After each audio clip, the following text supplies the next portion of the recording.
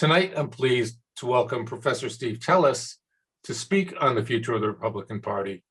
Steve Teles is a professor of political science at Johns Hopkins University and a senior fellow at the Niskanen Center. He's author with Robert Selden of Never Trump, The Revolt of Conservative Elites, published by Oxford University Press last year, and The Captured Economy, How the Powerful Enrich Themselves, Slow Down Growth, and Increase Inequality with Brink Lindsay in 2017, Prison Break, Why Conservatives Turn Against Mass Incarceration with David Dagan in 2016, and The Rise of the Conservative Legal Movement, The Battle for Control of the Law in 2018. He's co-editor of Conservatism and American Political Development with Brian Glenn, and Ethnicity, Social Mobility, and Public Policy, Comparing the US and UK with Glenn Lowry, who's been a McFarland Center guest, and Tariq Madood.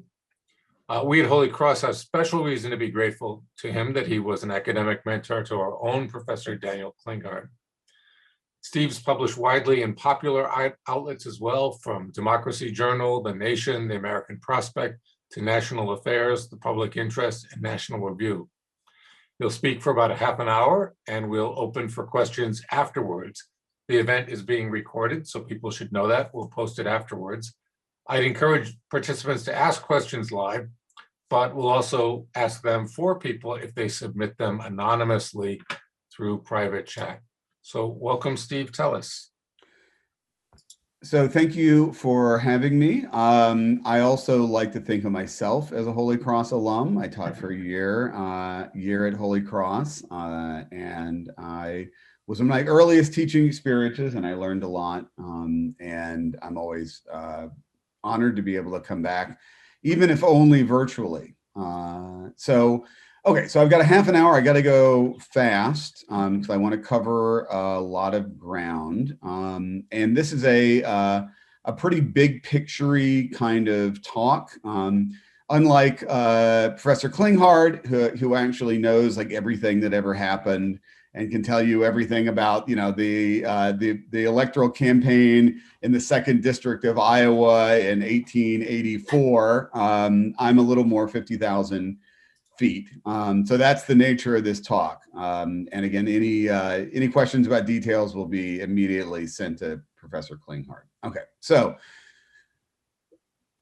we've become very used to talking about political identities in polarized left-right, liberal, conservative ways, right? That's sort of the natural way that we discuss politics today.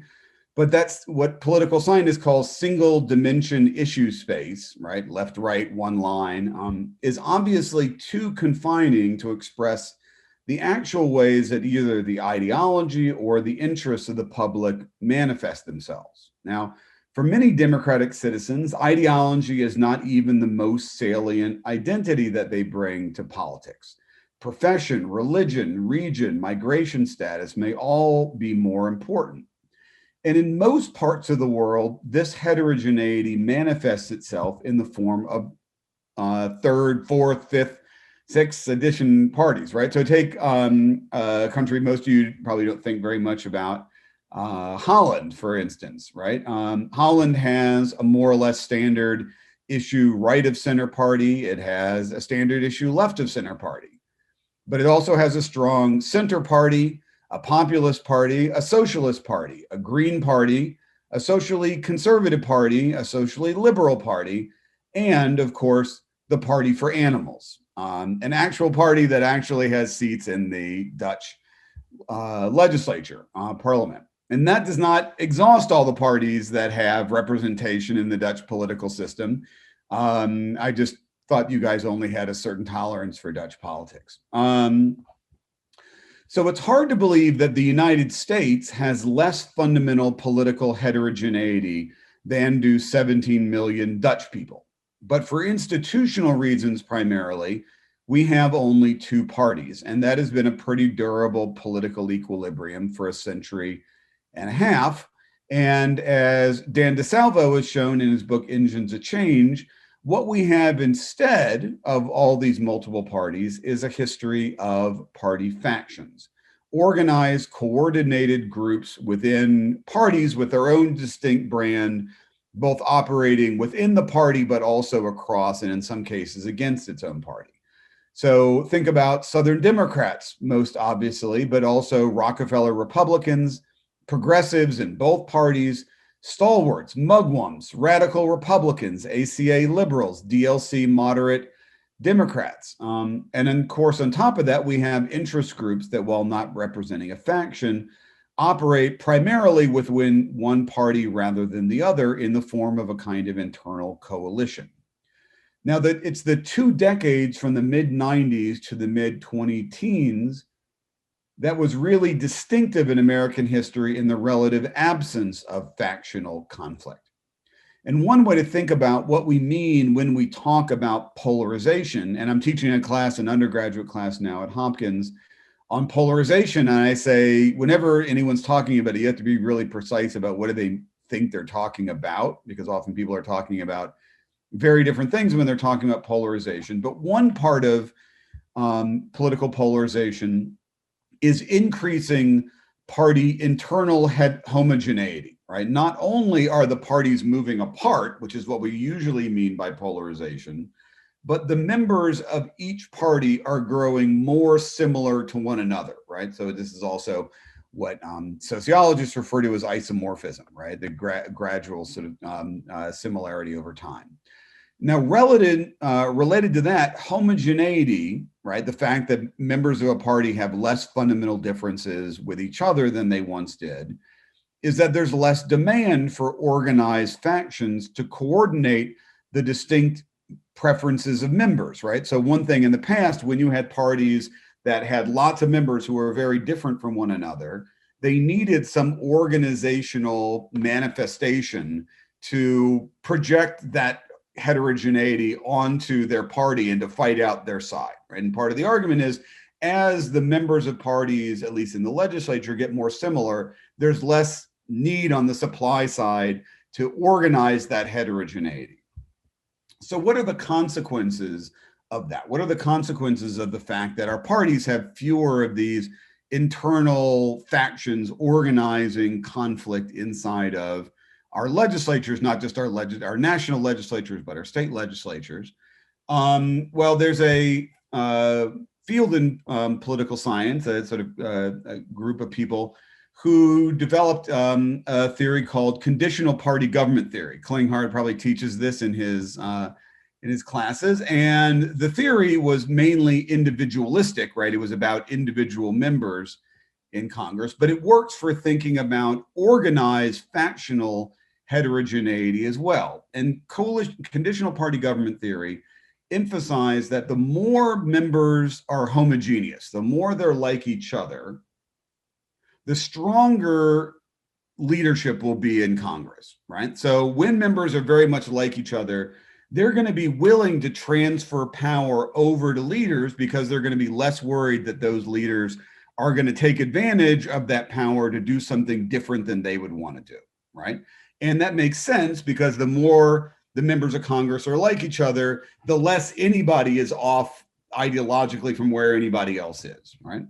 Conversely, the more heterogeneous members are, the more they're unlike each other, the more different they are, the weaker leadership is going to be, because the more the probability that whoever the leader is going to make people do something they don't want to do, right? So imagine a Congress in which you had Southern segregationists, right? And Northern New York leftists, progressives, right? Any of those people is going to be worried that anybody you happen to pick from the congressional caucus might be very far from where they are and make them want to do something they don't want to do, right? So the basic principle of conditional party government theory is the more homogeneous the party is, the stronger leadership is going to be, and the more heterogeneous the party members are, the weaker leaders are going to be. So an implication of that is, in a factional framework, is that heterogeneous members have a demand for factional organization, right? The more members are unlike each other, the more they're going to have a demand for some way to organize that difference, right? So that they can take advantage of collective action to press their interests on their party and on Congress as a whole. right? And in conditional party government theory, what this said was in a heterogeneous Congress, you would get more power to committees, right? Because you'd have to organize people on shared interests that were somehow not like party. But again, another implication is, again, the more heterogeneous they are, the more they're going to be organized laterally into factions. Right. Okay, so a heterogeneous Congress is one in which parties operate as coalitions of factions, right? Fundamentally, what party leaders do is they try to sort of figure out how to take all of these different organized factions and figure out, how do you actually manage Congress with them with all this organized difference, right? And so you get log rolls and exchanges and deals, and this is also, Congresses with a lot of pork barrel spending is very common to these, because you got to find some way to pay people off to get them to collaborate. So a homogeneous Congress, on the other hand, implies stronger leadership, but it also implies less factional organization, less of these different sort of groups all organizing their distinct interests. And it means party leaders can organize more or less by unilaterally. They don't have to sit around and negotiate with their members. Okay. So now, what are the problems? What are the problems with having a factionless party, right? Having parties that lack these internal organized differences, right? The big difference, right, is that while there has been some polarization of the mass public, ordinary voters, there's general agreement, I think, across the literature, and of course, Klinghardt can disagree with me on this, right? That it's not been nearly to the same degree of polarization as members of Congress or party elites, right? Those are the kind of people who are really moving apart from each other, right? And the Congress the public sees does not reflect their actual distribution of opinion, right? The actual heterogeneity of the public is not something they actually see when they look on their TV screens or look at Congress and see what they're actually doing, right? And so Congress, the public sees, does not reflect their actual distribution of opinion, in particular parts of the public that are cross-pressured, right? So in fact, when you do survey research, almost the biggest group of Americans are people who are economically liberal and socially conservative, right? That's a huge group of voters, right? Generally a little more downscale voters. And they have no party that reflects that opinion, right? And part of the argument here is it shouldn't be a surprise that people are more or less alienated from their government when large parts of the public don't actually see their own heterogeneity reflected in government. Second, a Congress without factions has no way to force leadership to share power with members, right? You really need an organized structure to force leaders to give way, right? To give some power to members who may be a little off center of where their party is. And one thing that means is, as leaders have gotten stronger, there is less and less for the ordinary members of Congress to do. And so when I've talked to members of Congress, they say, look, we only have really two jobs anymore, right? If I'm not in leadership. My job is to be legislative cannon fodder, right? So leaders tell me who to go, what bill to go vote for, and I go and I do it.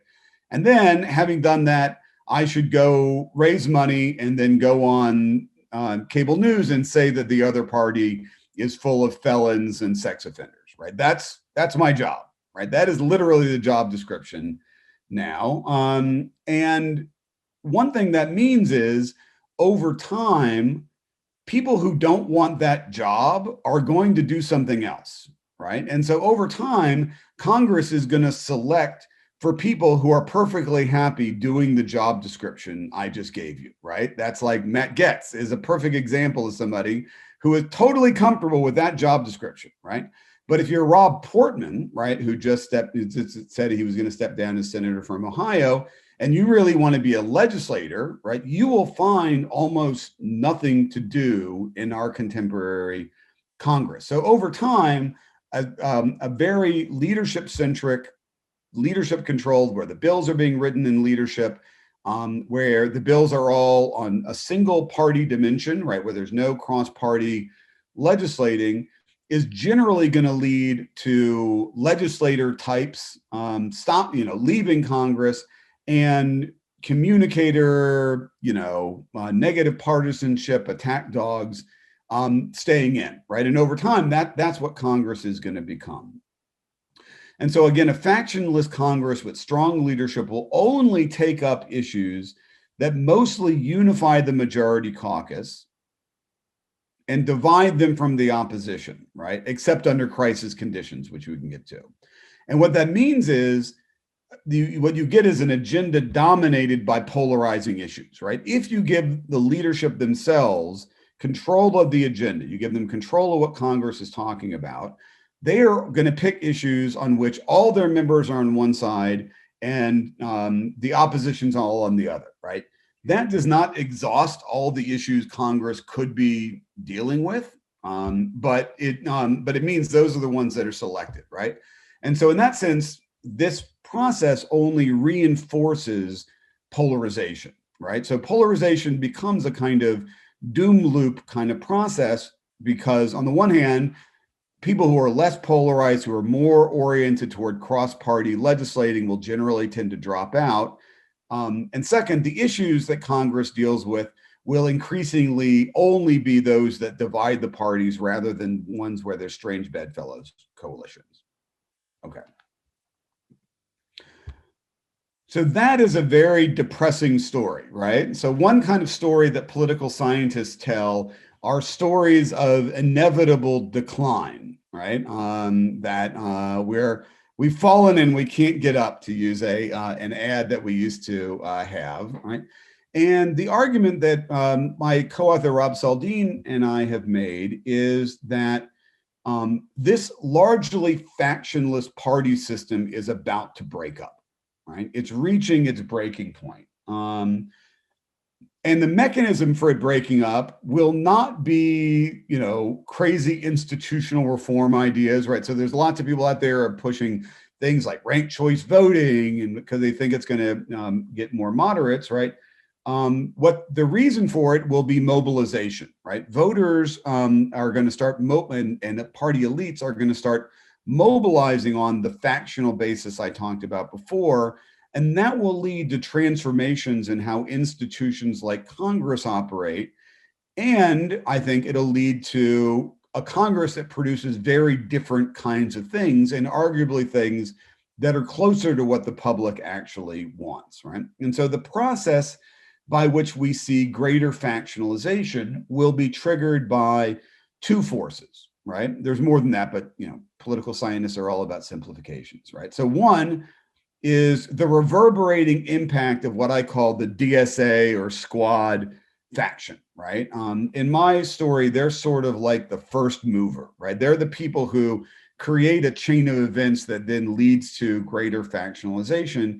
And as Tom mentioned, you had a talk on this, I actually think the events surrounding the Capitol riot and the long-term consequences of that will also play a role in greater factionalization. Okay, so let's talk for a second about what I mean, but I call again the Democratic Socialist or Squad or AOC faction, right? So I think everybody, follows politics sort of knows what we're talking about. These are largely left of center members, almost, I think all of them who are running from very highly Democratic districts where there's effectively no Republican party, and they're running on a very left-wing, right, whatever you think about it, right, this is descriptive in my story, they're on a very left-wing set of policies. And my argument is they are in effect already a faction, right? They've already basically created most of the components that I associate with an organized party faction. That is things like candidate recruitment, right? People went out there and found AOC, or they found people to run in Missouri and all these other places, right? They're out there trying to get people to run, including to run against Democratic incumbents, right? So they're already doing that. That's one of the most important things that a party faction does. Frankly, it's one of the most important things that a party does, right? But increasingly, as our parties become factionalized, those activities will be done by factions rather than by the party as some encompassing group, right? So that's one. Two is funding, right? So you think about Bernie Sanders, right? Bernie Sanders innovated a lot in how you can actually raise very large sums of money, but in ways that were consistent with the ideological preferences of left-wing voters and activists, right? And now they have their own forms of ways of raising money, of channeling it to candidates, and which are in their own way, really quite potent, right? Third, a faction engages in branding, right? They actually say that this person is one of us, right? And you should actually not think about them as just a normal Democrat, right? But you should think about them as an AOC Democrat or a DSA Democrat, right? So there's a separate brand out there, right? That allows people, even people who don't like the Democrats, to say, oh, well, I don't like the Democrats, but these AOC Democrats, they're okay, right? And we'll come back to why that's significant in a second, right? Fourth, right, they participate in primaries, right? So again, we've gotten used to a pretty sleepy era, at least on the Democratic side, in primaries. But now, right, these guys are actively primarying even very long-standing, including ethnic minority members of Congress, right? They're going at them saying that these people are too moderate and we need to have our own people do it. So fourth, they're participating in primaries. Fifth, they're engaging in alternative policy development, right? So they're actually they're creating their own think tanks, their own magazines, all these other things to allow them to come up with ideas for their faction, right? That are separate from the channels through which ideas are produced in the rest of the Democratic Party. And they're engaging in coordinating interests. So Klinghardt will again tell you that I'm going through a lot of the basic ways people describe what a party is, and it does, right? And then these are all things that these factions are doing, right? And they are at the beginning of forcing party leadership, to engage in structured negotiation with them as a way of organizing the legislature, right? Of saying, if you want us to not be constantly defecting, right, then you need to bring us into the way of organizing this institution, right, in a kind of corporatist way, right?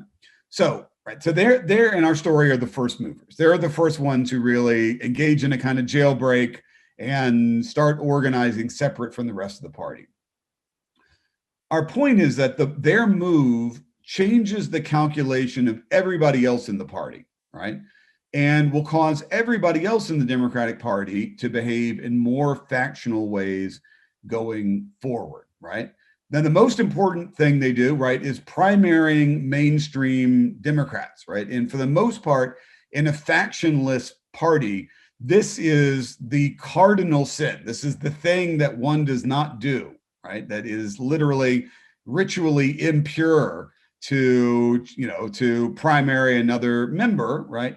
But once they've done it, once they've made that morally imaginable, right, then everybody else has to start thinking that they need to organize in equally factional ways, simply as a matter of self-defense, right? That is, if I could be the next one, if I could be the next one on the target list, right, well, then I need to either join them, right, or I need to engage in some form of collective action to protect me so they don't pick me off, right? And so that's one of the reasons why I think that mainstream Democrats are going to have to start organizing in more distinct ways, right? They've gotten used to the idea that they were simply the party, and increasingly they're going to have to organize as Biden Democrats or Pelosi Democrats, right, as a distinct faction, right? And I think also very sort of more moderate Democrats, right, people who are to the right of the party mainstream, will also need to increasingly organize as a distinct faction. And you're starting to see some of that, right? There was always some sort of minor organization in the New Democratic Caucus, but people like Abby Spanberger, who's a congresswoman from Virginia, right after this last election, attacked AOC, said that she messed everything up for the party. And you can clearly tell that people like her and Connor Lamb and members like that want to create a distinct brand for themselves that can get the sort of dirt of AOC off them, right? So to be able to say, don't think of me like, even if you don't like AOC, hey, guess what? I don't like AOC either. Don't think of AOC when you think about me. I'm a Virginia Democrat. I'm an Orange County Democrat in Spanberger's case, right? And so once you've done that, right? Once in my story, once the DSA faction let the cat out of the bag, then everybody else had to organize is going to have to organize in a more distinct factional way, right? And so again, the consequence of the rise of the DSA will be to create a more cohesive mainstream faction composed mainly of the primary coalition partners in the Democratic Party, right? That's essentially what Biden is, right? Biden and Pelosi, right, are not mainly very ideological figures, right? There are people who think the Democratic Party is whatever the main coalition partners in the party want it to be, right? And the party is these environmentalists and women's rights activists and public sector unions, right? And the party should just be the negotiation of those interests, right? But they're going to have to get together and figure out how to organize themselves to not be constantly picked off by by AOC, DSA kind of Democrats. Okay. There is also the potential for factionalization in the Republican Party, and that's in part also in reaction to what's going on among the Democrats, right? So one thing that's happening with the Democrats is in many places, this AOC, DSA faction will push the Democratic Party very far to the left, right? You may be sitting in one of those states. In Massachusetts, right? In Massachusetts, there's a very active left wing of the Democratic Party.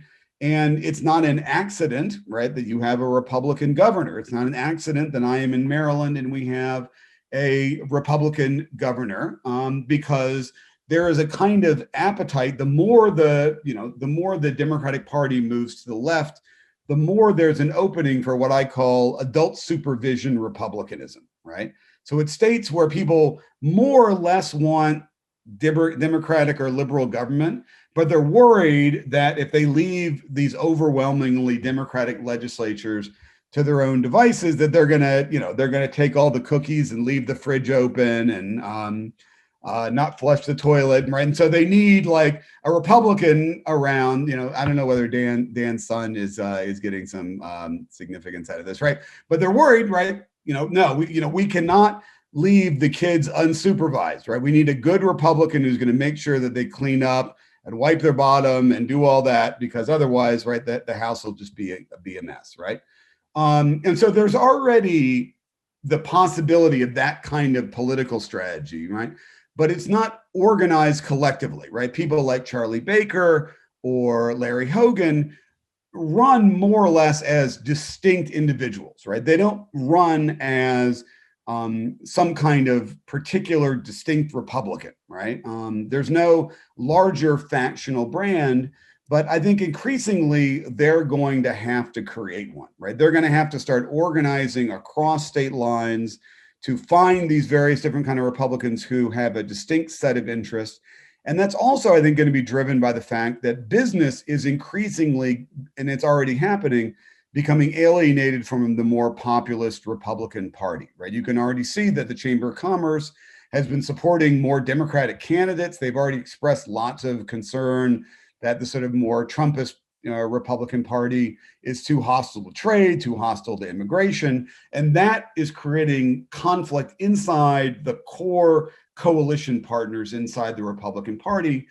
And I think the combination of that internal heterogeneity, that internal conflict on basic economic issues, right? And increasingly also on sort of public order issues, right? You can think about the aftermath of January 6th and all that as creating this conflict over, how legitimate is the threat of violence in politics, right? How much is that something that you kind of have to dance around, and how much is that a first order public safety and public order issue, right? I think those combined things create the raw materials for what's probably a minority Republican faction, which in the paper we call liberal conservative, But I think both the opportunities that are going to be presented by left-wing Democrats overshooting what they can do and creating opportunities for Republicans to compete, and the internal heterogeneity in the Republican Party is going to create more factions. Okay, so the last thing is what happens? What happens if we get that? What happens if we get a Republican Party divided between a kind of populist Trumpist faction and a liberal conservative sort of middle-class business faction, and a Democratic Party divided between a mainstream Bidenite faction, an AOC faction, and a moderate Democratic faction? What does that world look like? And this is where I'll sort of end. One, a factionalized party system will be one where in Congress, members of Congress will often find coalition partners in the other party and will not want to be excluded from legislating with them, right? Moderate Democrats and liberal conservative Republicans will often want to cooperate with each other more than they're going to want to cooperate with their own party members, right? On things like trade and immigration and economic development, and maybe things like education, charter schools. All those things are things where they're going to have more in common with each other than they're going to have with their own party, right? So go back to the conditional party government theory I told you about before. Once that happens, you cannot govern Congress in the same way anymore, right? Increasingly, those factions are going to say that the price of them cooperating with their other party members is that they run Congress in a very different way, right? They run Congress in one where there's weak party leadership, where the party leaders allow for a much more participatory agenda setting process where lots of members can come up with policy ideas of their own. They can put together strange bedfellows coalitions, right? And on many economic issues, you're going to see the same thing between Trumpist populists and AOC Democrats, right? If you look at antitrust, if you look at trade, on a lot of those issues, and technology, right? A lot of those issues, Trumpist populists and AOC socialists have a lot more in common with each other than they do with their fellow party members, right? So increasingly what you're going to get is a more participatory Congress, which is also, as Dan knows, right, in 1970s, a much more chaotic Congress, right, where anything goes, right, where nobody's really in control, but it's also a Congress in which all kinds of creative legislating can happen. That's also going to be a Congress in which people who want to be legislative entrepreneurs are going to want to be in that kind of Congress, right? Because now there's going to be lots of opportunities for people who can sort of play the angles and see opportunities and put together things. They're going to want to be in this Congress in a way that they don't want to be in the Congress that we have now, right? So I think there will, in fact, be an improvement in the quality of members of Congress because they're going to have something to do, right? The last thing to say is this is a scenario and not a prediction, right? And what do I mean by that, right? A prediction suggests there's some mechanical structural process out there that's apart from human agency, right?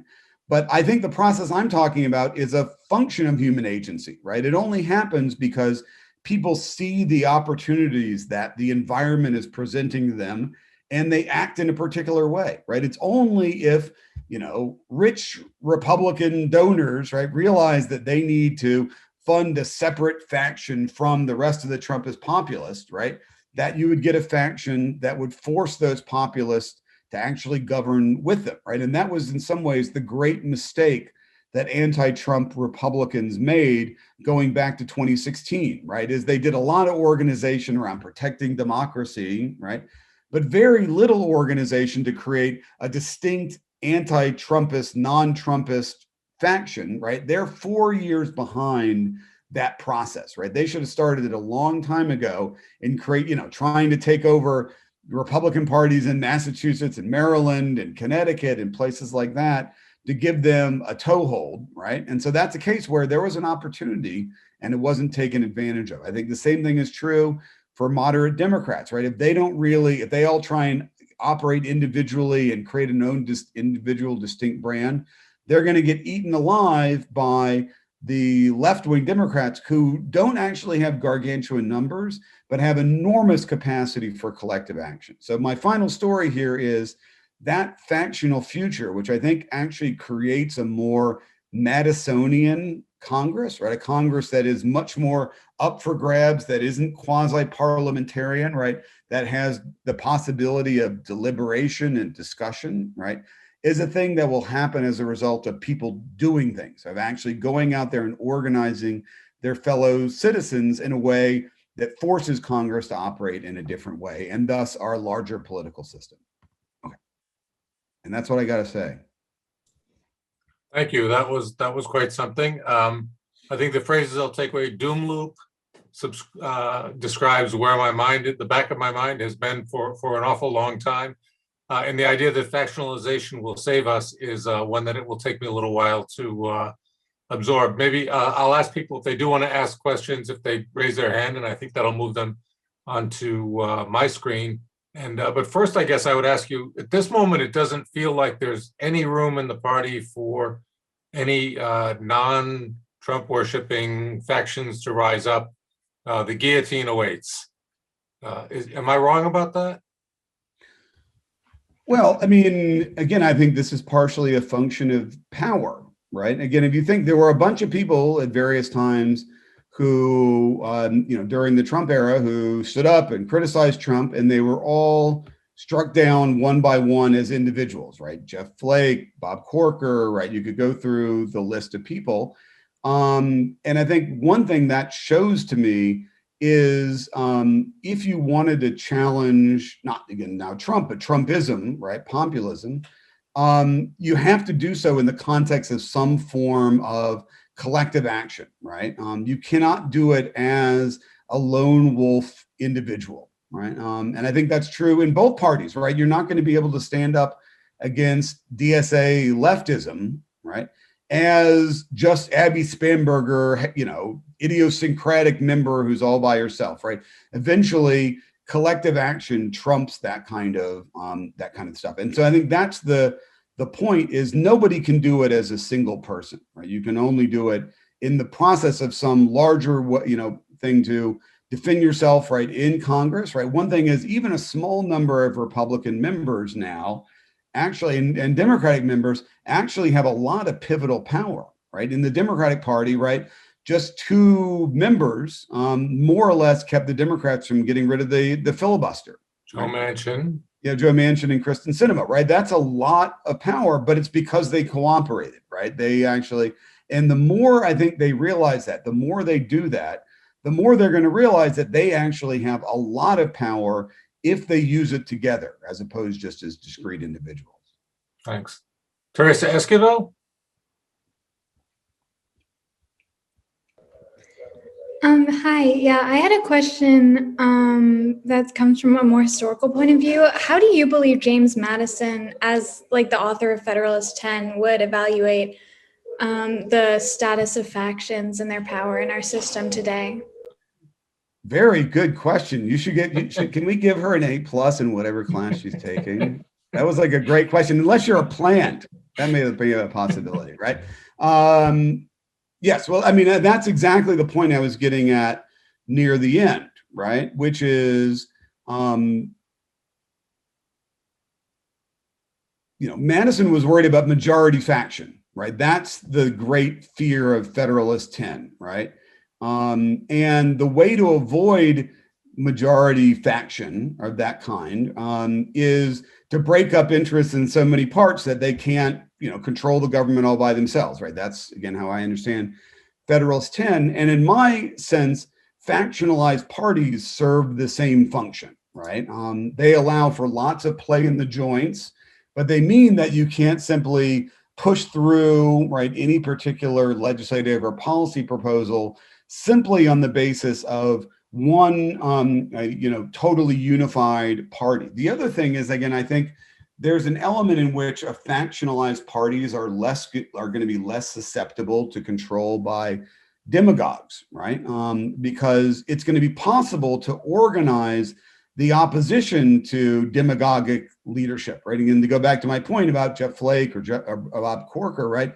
there was no way to, in an organized way in Congress, to actually take all of the various different issues people had with Donald Trump and actually turn them into political power, again, because they were all just one by one, right?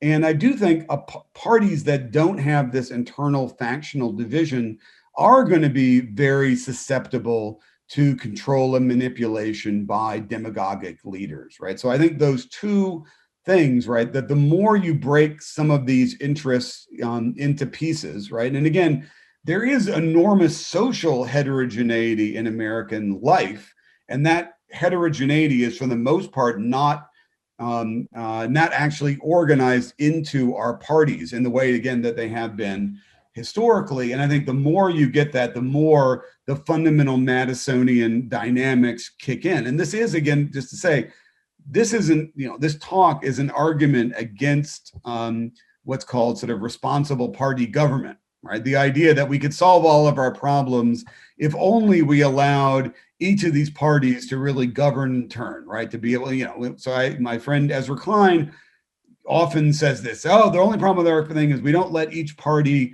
take control and really govern, and as Minkin said, to give the people what they want and good and hard, right? And then to go and then to exchange parties if people don't like it, right? I don't think that works in the American context, right? The American Constitution was set up for deliberation, for conflict, for a country that would be very heterogeneous, right? That was what Madison saw, right? This is a country that would be of continental scale and would have that degree of heterogeneity. And in that heterogeneity would be the protection for our liberties. And I think that's still true, and that more factional parties are the way of getting that in a highly partisan era. Thank you. One of the Klinghardt men has a question. I don't know which. Well, since I was mentioned so many times, I thought I should bring up a question from the Georgia 14th, not the 44th. But so my parents live in Chattanooga, which is just north of Marjorie Taylor Greene's district. And so I spend a lot of time thinking about her, and I'm very sorry. What her long-term her future is in the party. And I think the Madison question that Teresa raised is really helpful in that sense, because Madison says that factions grow out of he doesn't say concrete interest, but concrete interests, right? They grow out of some kind of meaningful material interest in society. I struggle to figure out what kind of material interest Marjorie Taylor Greene represents. I mean, there is no QAnon like material interest in society. And so I just keep envisioning that at a certain point, Georgia 14th goes from Chattanooga almost down to Atlanta. It's a pretty big distance. It's not Hickville, right? It's a pretty, these are places where they want to build industrial parks. They want interstate highway funds. They want things from politics besides just the kind of, the thin gruel of gotchaism of politics. And so I can't imagine that she's going to last very long unless she delivers, right? She's got to deliver something to her district. And I struggle to understand what she's going to deliver. Same thing with Matt Gaetz, who's the kind of guy who is sort of proud about not caring about legislating in the way that you talk about, right? So I guess what I would say is, on one hand, is there really a grounding for the Trump faction that is not just going to be overridden at a certain point by the fact that people look around and say, what am I getting for this? Right.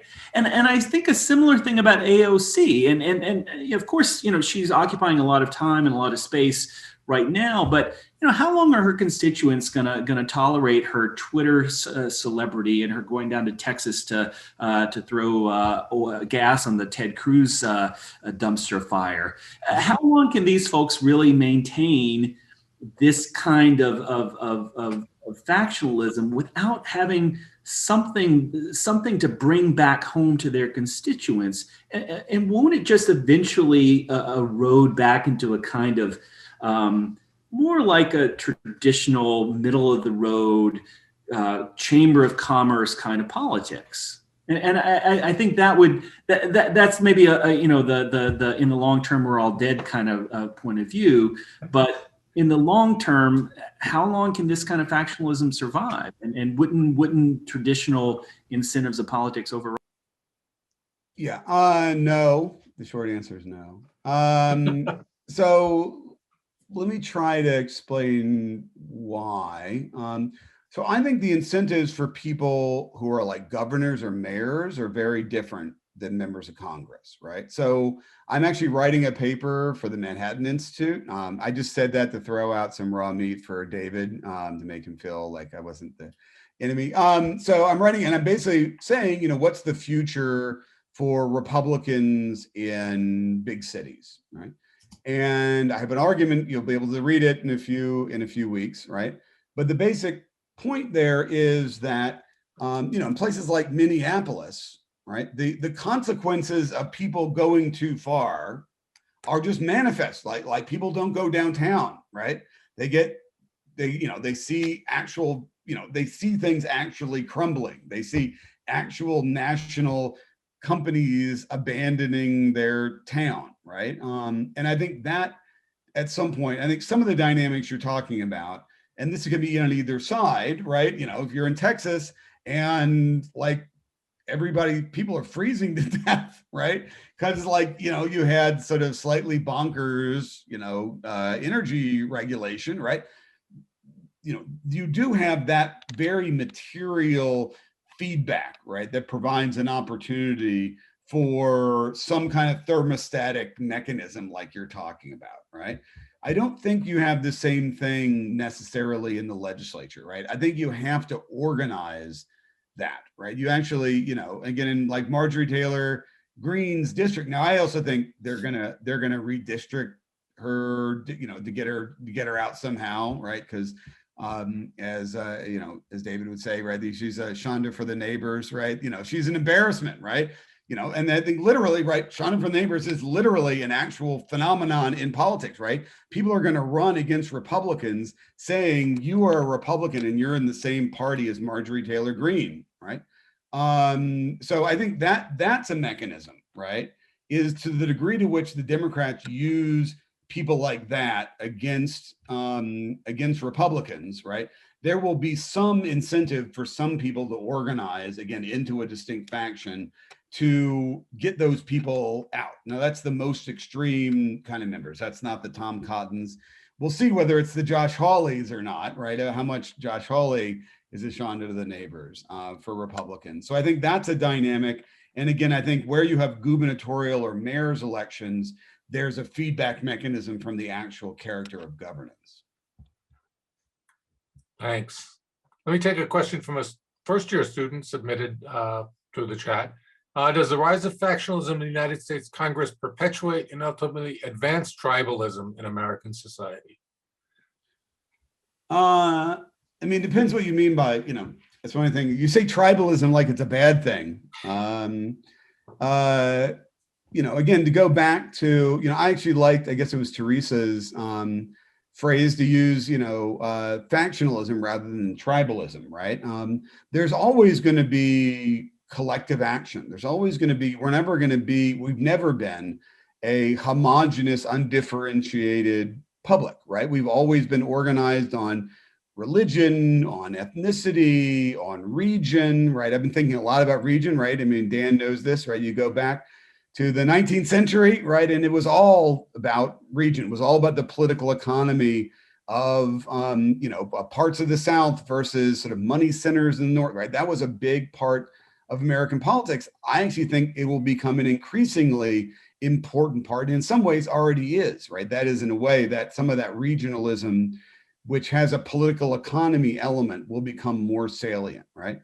So I think the point is not that the problem is not that we don't have enough undifferentiated, just pure American citizenship without a hyphen or whatever, right? In some ways, it's that we don't have enough of that actually manifest in our own parties, who are the ones who are in charge of governance, right? Again, traditionally, right? Our parties have been organized into, again, in a lot of American history was they were organized in primarily geographic factions, right? And later on, they were more ideological or sectoral. But that I think is really the answer, is to get our parties to be as heterogeneous as the American public are. And it's the fact that they've been significantly less heterogeneous that's in way at the core of a lot of our governance problems. Thanks. Robert Horowitz? Yeah, so this is sort of a quicker question, but could you maybe talk a bit more about what you mean when you say or define more so the ideology of something that's like economically liberal but socially conservative? So again, when you look at these, so they do these surveys where they ask people a bunch of questions, including economic and social and other issues, and then they plot where people are in like a 2x2 matrix. And it turns out that people who are not terribly thrilled with immigration, they're not terribly fond of abortion.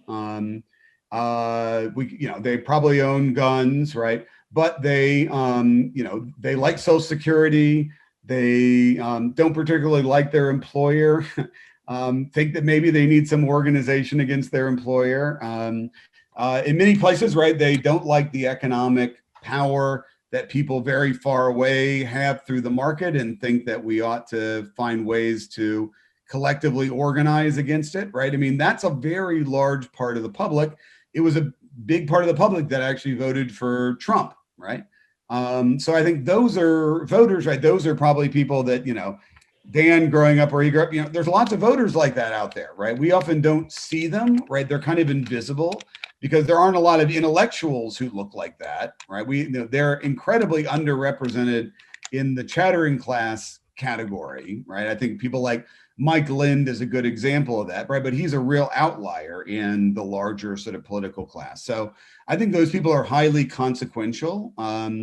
They were very important in electing Donald Trump, and I think they're going to still be very important. But again, for the most part, they're unorganized in any collective way, and they may in fact be the least organized potential faction out there, precisely because of the difficulty of getting sort of intellectual or resources to actually create some collective action for them. All right, we're almost at our stopping point, but I'll turn to David Schaefer. I just wanted to ask you, Steve, if you could recap how it is you think that the parties became too internally homogeneous in the first place, such that they wound up, in either case, replicating their electorate. Right. So, I mean, some of this is, again, the story, which is the general story of polarization, which, I'm teaching a whole class on, so you can take the whole class, David, if you want. I think part of that is through things that nobody would want to have undone, right? So parties, the parties became more homogenous partially because, we finished Reconstruction, right?